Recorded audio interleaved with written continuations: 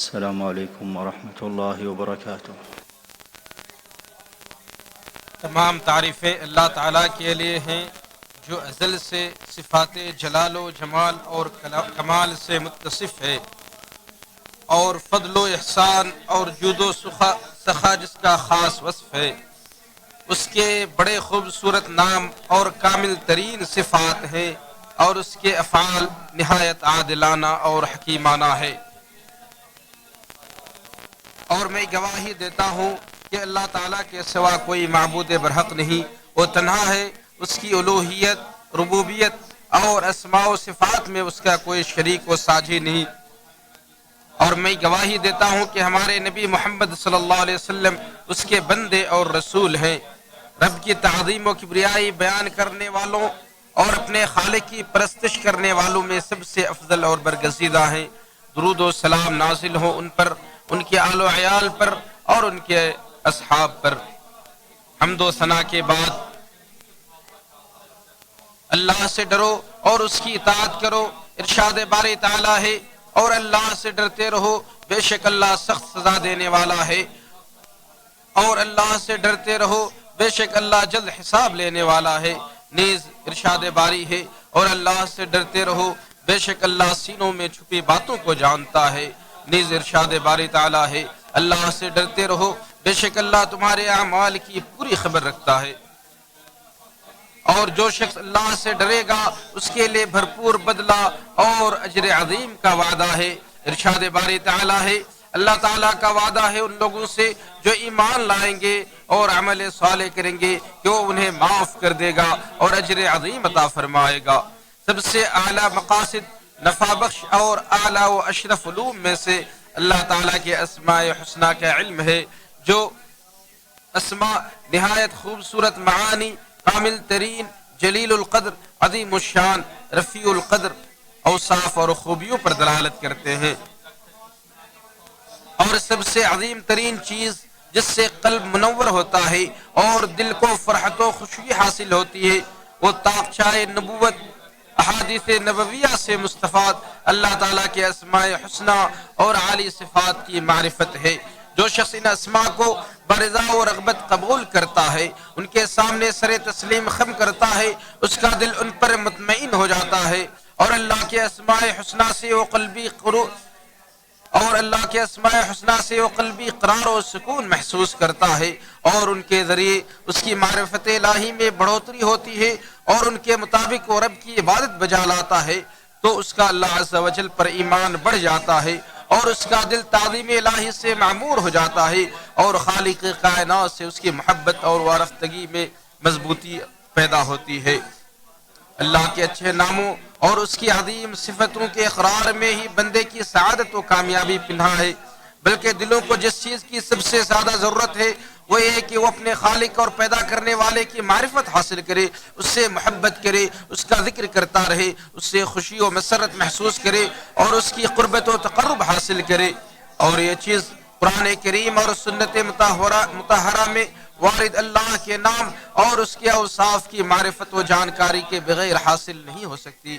بندے کے پاس اللہ کے اسماء و صفات کا جس قدر علم ہوگا وہ اللہ کو اسی قدر پہچانے گا، اسی قدر اس سے لو لگائے گا اور اسی قدر اس سے قریب ہوگا۔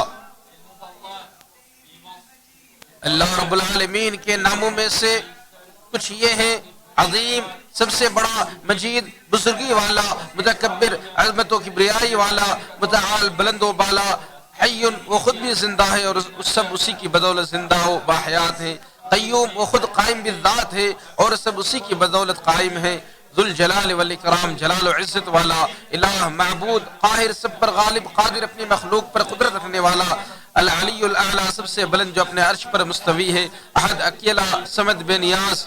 یہ سارے اسماء دلوں کو اللہ کی عظمت و جلال اور خوف و دہشت سے معمور کر دیتے ہیں اور یہ احساس دلاتے ہیں کہ اللہ کے علاوہ کوئی ملجا و ماوا نہیں۔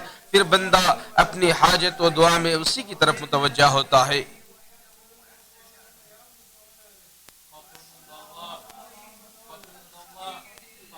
اللہ کے ناموں میں سے کچھ یہ بھی ہے: خبیر، ہر چیز سے باخبر، علیم، جاننے والا، لطیف، بارک بھی، شہید، گواہ، رقیب، نگراں، سمیع، سننے والا، بصیر، دیکھنے والا۔ اللہ کے یہ نام دل میں یہ یہ جاگزی کر دیتے ہیں کہ اللہ تعالیٰ تمام حرکات و سکنات کی مکمل نگرانی کر رہا ہے، اور اسے اس بات پر ابھارتے ہیں کہ اطاعت کے کاموں میں سبقت اور منع کردہ امور سے اجتناب کر کے اللہ تعالیٰ کا تقرب حاصل کرے۔ اللہ رب العالمین کے ناموں میں سے کچھ یہ بھی ہے: رحمان نہایت مہربان، رحیم رحم کرنے والا، بر احسان کرنے والا، جواد سخاوت کرنے والا، رزاق رزق بہم پہنچانے والا۔ ان ناموں کی وجہ سے اللہ کی محبت، اس سے ملاقات کے شوق، اس کے رزق پانے کی امید، اس کے رحم و کرم اور حمد و شکر کے جذبات سے معمور ہو جاتا ہے۔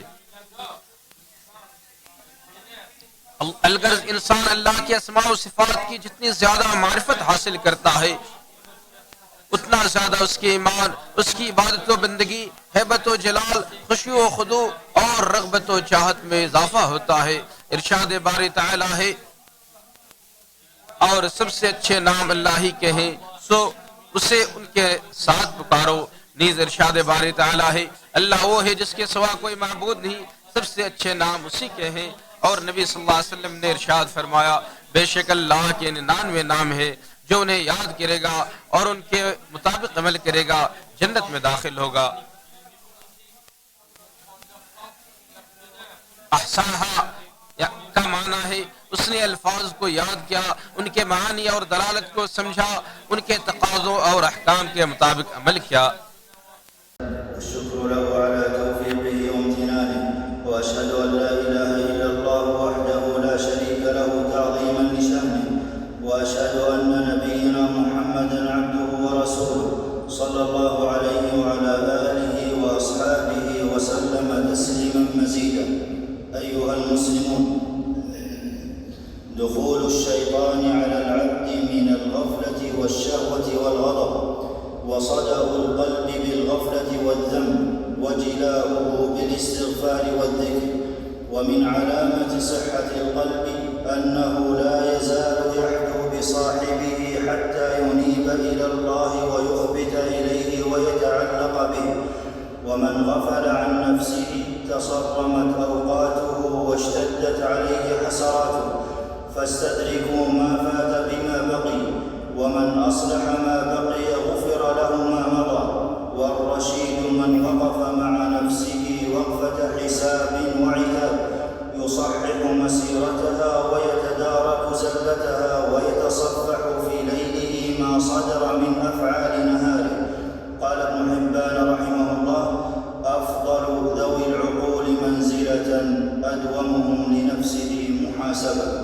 ثم اعلموا أن الله أمركم بالصلاة والسلام على نبيه، فقال في محكم التنزيل: إن الله وملائكته يصلون على النبي يا أيها الذين آمنوا صلوا عليه وسلموا تسليما. اللهم صل وسلم وبارك على نبينا محمد، وارض اللهم عن خلفائه الراشدين الذين قضوا بالحق وبه كانوا يعدلون، أبي بكر وعمر وعثمان وعلي، وعن سائر الصحابة أجمعين، وعنا معهم بجودك وكرمك يا أكرم الأكرمين.